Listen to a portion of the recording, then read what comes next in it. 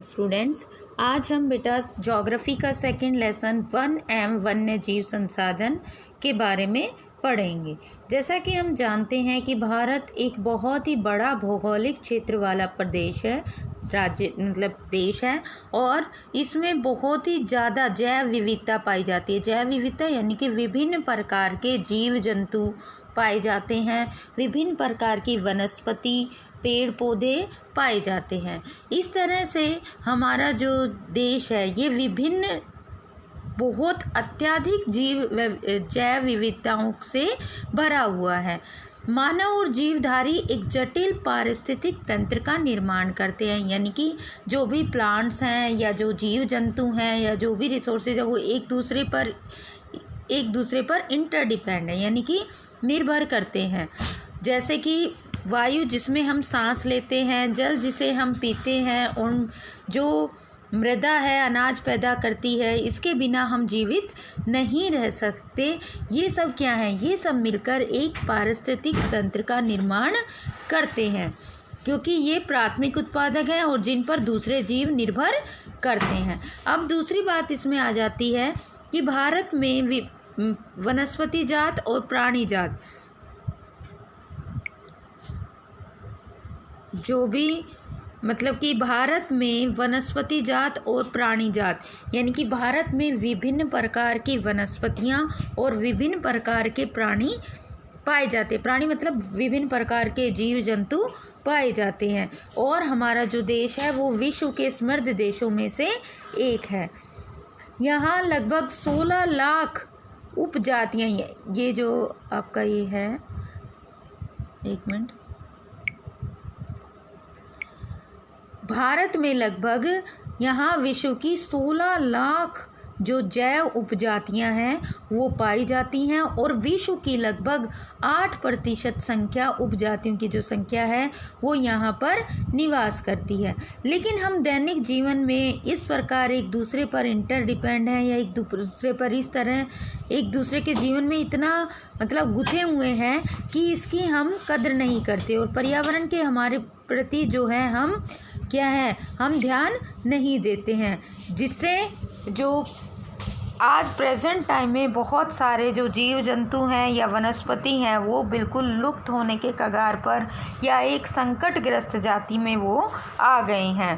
भारत में विभिन्न तरह, ये एक क्वेश्चन कई बार 1 नंबर में आता है बेटा, कि भारत में कितने प्रकार की वनस्पति या कितने प्रकार के प्राणी पाए जाते हैं। तो भारत में लगभग 47,000 वनस्पति की उपजातियां पाई जाती हैं, और 45,000 लगभग जो जीव जंतु हैं या उपजातियां पाई जाती हैं, और 81,000 वन्य जीव जंतु और उनकी उपजातियां पाई जाती हैं। आगे इसमें आता है कुछ अनुमान यह कहते हैं कि भारत में 10% वन्य वनस्पति जात और 20% स्तनधारियों के लुप्त होने का खतरा है। यानी कि टोटल जितने भी जीव जंतु भारत में पाए जाते हैं उनके टोटल में से 10% वनस्पति यानी कि जो भी हमारे पेड़ पौधे जो हैं वो, और 20% स्तनधारियों को लुप्त होने का खतरा है, या उनकी जो भी संख्या है वो बहुत ही कम है। इनमें से कुछ जीव तो ऐसे हैं जैसे चीता, गुलाबी सिर वाली बतख, पहाड़ी कोयल और जंगली चित्तीदार उल्लू, इनमें से ये ऐसे हैं। और इसमें कुछ घास और जो पेड़ पौधे हैं इनमें से ये प्रजातियां लुप्त हो चुकी हैं, या जो जिस स्थान पर ये पाई जाती थी उन पर अब ये उपस्थित नहीं मिली हैं। तो ये अंदाज़ा लगाया जाता है कि ये उपजातियां अब बिल्कुल लुप्त हो चुकी हैं। फिर आता है हमारे लुप्त होते वन, कि भारत में जिस पैमाने से वनों की कटाई हो रही है, और जो मतलब वन वाला या जो गहरे जंगलों वाला जो भी एरिया था उसको वनों को साफ कर कृषि योग्य क्षेत्र में परिवर्तित किया जा रहा है। इससे एक नई तरह की समस्या उत्पन्न हो गई है, जिससे वनस्पति जात और प्राणी जात का ह्रास के मुख्य कारण बने हैं, क्योंकि वनों को काटने से जीव जंतु भी वहाँ पर नहीं रह सकते। तो इसे संरक्षण और प्राकृतिक संसाधन जो विभाग है इसने इसको निम्नलिखित श्रेणियों में विभाजित किया है। सामान्य जातियाँ वे जातियाँ हैं जिनकी संख्या जिनके जीवों की संख्या जीवित रहने के लिए जो सामान्य जनसंख्या वाले जीव हैं, जिनकी संख्या अभी कम नहीं है। दूसरा आता है हमारा संकटग्रस्त जातियाँ। ये वे जातियाँ हैं जिनके लुप्त होने का खतरा है और जो ऐसी परिस्थितियाँ उत्पन्न हो गई हैं जिसके कारण उन जातियों का अब जीवित रहना या उनको उसमें सरवाइव करना मुश्किल हो रहा है। इसमें जैसे मगरमच्छ है, भारतीय जंगली गधा है, इस तरह के जीव जंतु शामिल है। तीसरी हमारे आता है इसमें सुबेद या वैल्यूनरेबल जातियाँ। ये वे जातियाँ हैं जिनकी संख्या घट रही है। पहले में बिल्कुल सामान्य है, दूसरे में संकटग्रस्त जातियां हैं। इसको हम अकॉर्डिंग टू परसेंटेज याद कर सकते हैं। सब में बात तो वही आती है कि कम हो रही हैं, लेकिन परसेंटेज के अकॉर्डिंग जिसकी थोड़ी कम हो रही है वो संकटग्रस्त हैं। सुबेद जातियां वे जिनकी संख्या घट रही है और परिस्थितियां भी ऐसी जो विपरीत प्रभाव डालने वाली परिस्थितियां हैं वो बदली नहीं हैं और उनकी संख्या और भी ज़्यादा घटती हुई जा रही है। ठीक है, नेक्स्ट इसमें आ जाता है हमारा दुर्लभ जातियां। इन जातियों की संख्या बहुत कम या सुबेद है। यदि इनको प्रभावित करने वाली यानी कि इनकी संख्या उनसे और कम है, और अगर इनको प्रभावित करने वाली जो भी इसके अगेंस्ट वाली जो भी कंडीशन थी या विपरीत परिस्थितियां थी, उनको अगर चेंज नहीं किया गया तो ये भी संकटग्रस्त में शामिल हो जाएंगी। नेक्स्ट हमारा इसमें आता है स्थानिक जातियाँ। स्थानिक जातियाँ यानी कि प्राकृतिक या भौगोलिक सीमाओं से अलग विशेष क्षेत्रों में पाई जाने वाली जातियाँ हैं, जो पर्टिकुलरली एक ही प्लेस पर पाई जाती थी और अब वो अपने उस स्थान पर नहीं पाई जाती हैं। जैसे अंडमानी टील, निकोबारी कबूतर, जंगली सुअर या अरुणाचल के मिथुन इन जातियों के उदाहरण हैं। नेक्स्ट इसमें आता है हमारे लुप्त जातियाँ। ये वे जातियाँ हैं जो इनके रहने के आवासों की खोज पर यानी कि जहाँ पर ये पहले पाई जाती थी अब उन स्थानों पर ये बिल्कुल नहीं पाई जाती हैं। इनकी किसी भी तरह की कोई भी जीव ऐसा नहीं पाया जाता है और ऐसी ना ही उपजातियाँ पाई जाती हैं, वो आ जाती हैं लुप्त जातियाँ, यानी कि ये अब पृथ्वी से लुप्त हो चुकी हैं। जैसे गुलाबी सिर वाली बतख, इस तरह की ये इसमें जीव जो हैं वो शामिल है। या एशियाई चीता, वो भी इसी में है कि अब वो लुप्त हो चुका है और अब नहीं पाया जाता है। नेक्स्ट इसमें इम्पोर्टेंट जो आ जाता है ये है, यदि हम अपने चारों तरफ नज़र दौड़ाएंगे और पाएंगे कि हमारे जो प्रकृति के संसाधन हैं उनको परिवर्तित करके हमें लकड़ी, छाल बहुत सारी चीज़ें हम इनसे प्राप्त करते हैं या इन पर डिपेंड करते हैं, और इसलिए हम इन चीज़ों की अत्यधिक प्राप्ति के लिए इन वन और वन्य जीवन को बहुत अधिक नुकसान पहुंचा रहे हैं।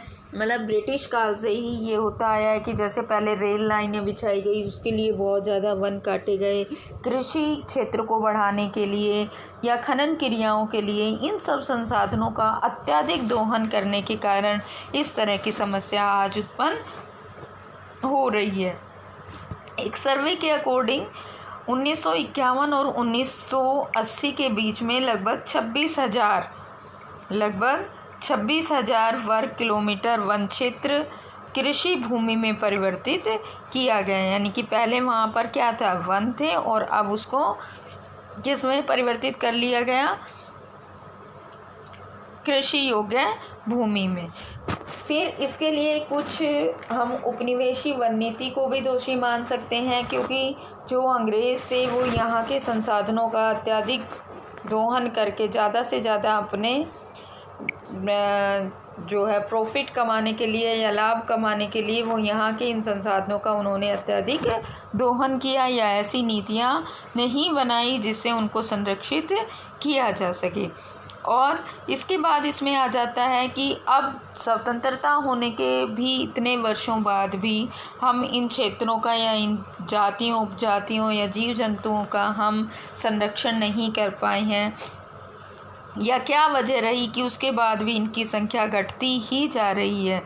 जिसमें से एक बड़ी जो वजह है वो है बड़ी विकास परियोजनाएं, जैसे जो नदी घाटी परियोजनाएं बन रही हैं, जिससे लगभग एक ही कोई भी प्रोजेक्ट बनाया जाता है तो उसमें लगभग 50,000 वर्ग किलोमीटर वन क्षेत्र को साफ़ कर दिया जाता है।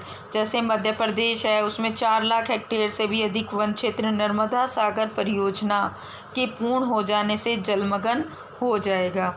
वनों की बर्बादी होगी और इससे वहाँ पर रहने वाले जीव जंतु भी प्रभावित होंगे। ऐसे ही पश्चिमी बंगाल में बक्सा टाइगर रिजर्व डोलोमाइट के खनन के कारण गंभीर खतरे में है। तो हमारी कहने का मतलब है कि हमारी जो भी बड़ी बड़ी परियोजनाएं हैं ये भी इसके का एक महत्वपूर्ण कारक रही हैं इन वन और वन्य जीवों को प्रभावित करने के लिए। फिर है एक इसमें जो ये हिमालयन नवयव वाला दिया हुआ है, ये क्वेश्चन कई बार 2 नंबर में या 1 नंबर में पूछा जाता है, तो ये वेरी इंपॉर्टेंट में आता है कि हिमालयन यव क्या है। यह एक औषधि है, यानी कि एक मेडिसिन प्लांट है जो हिमाचल प्रदेश और अरुणाचल प्रदेश के कई क्षेत्रों में पाया जाता है और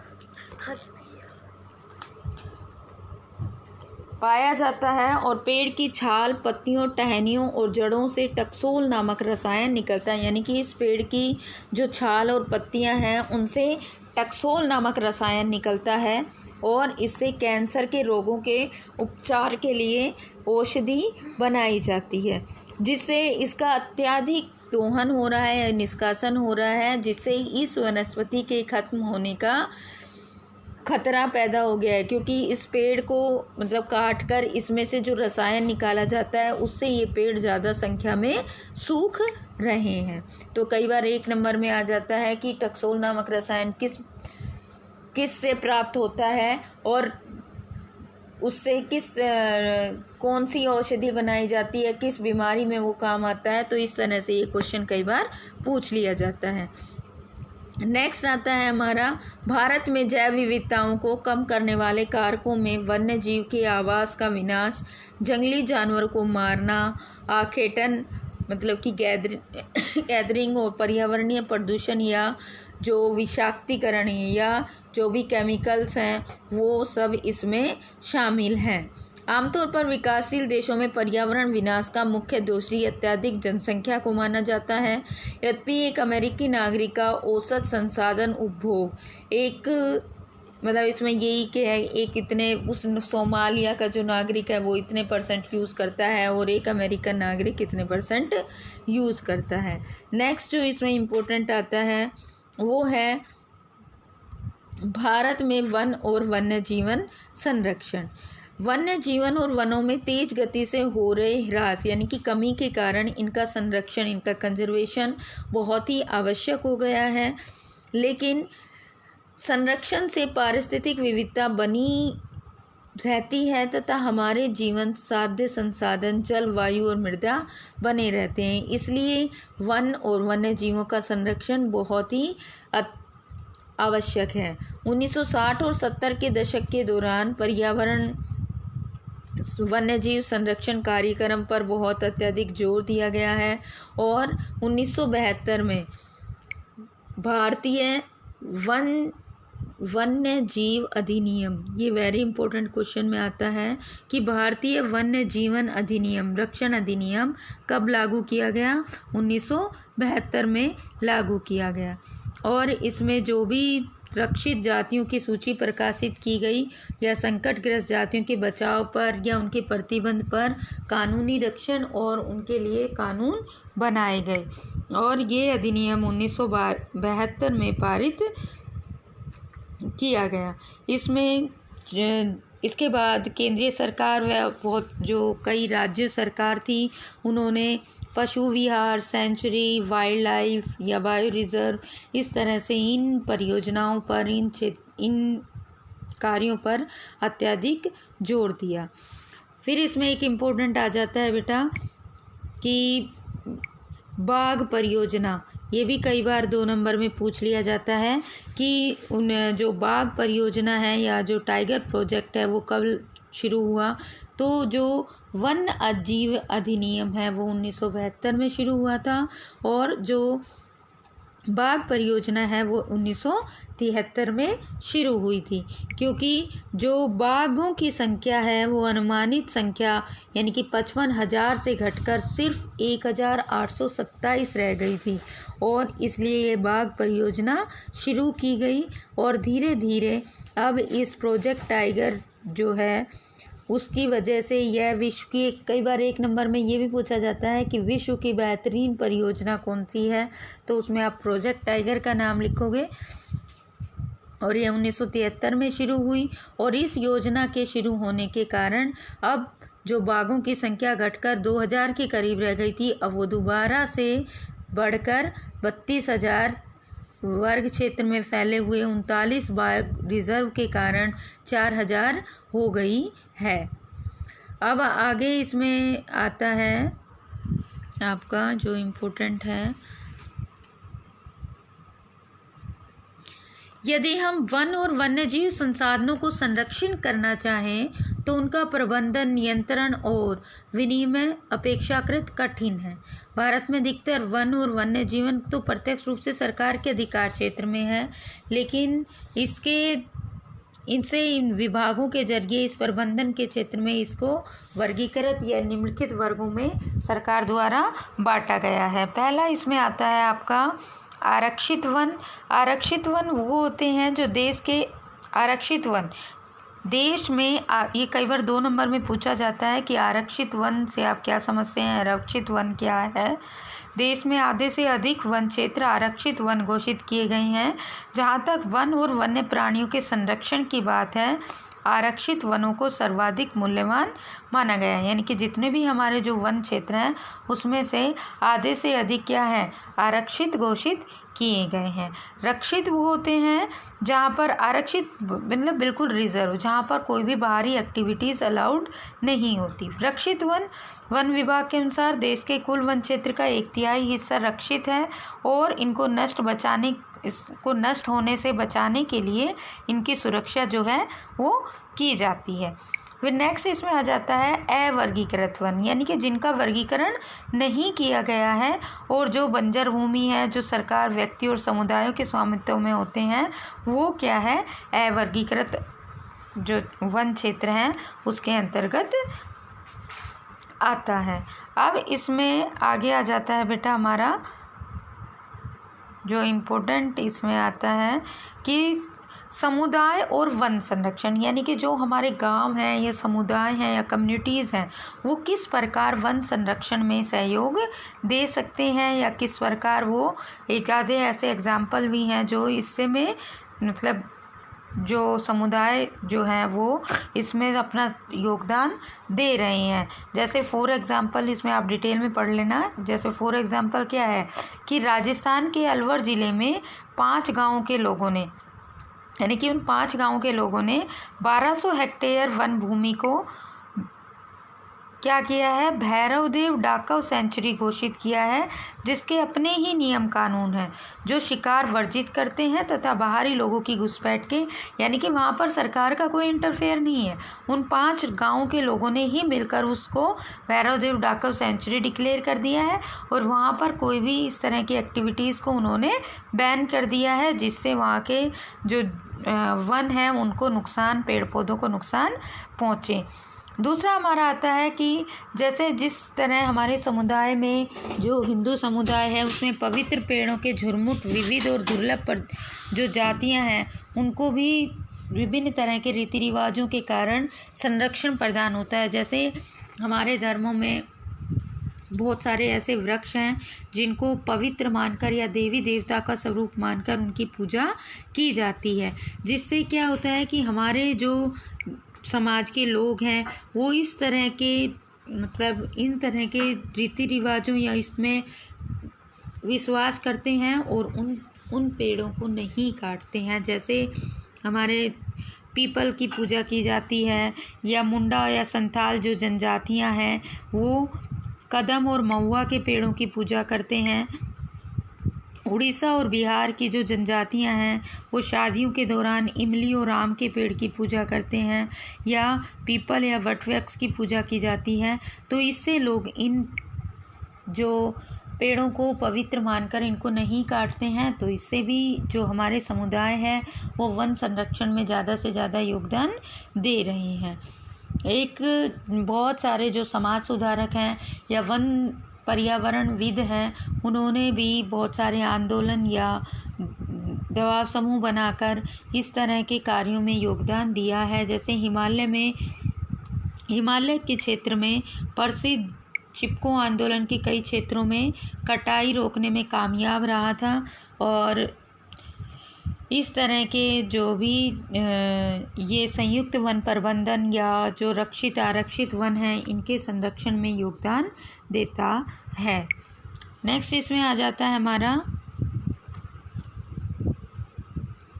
बस बेटा आज के वीडियो में इतना ही, और हम नेक्स्ट वीडियो में करेंगे।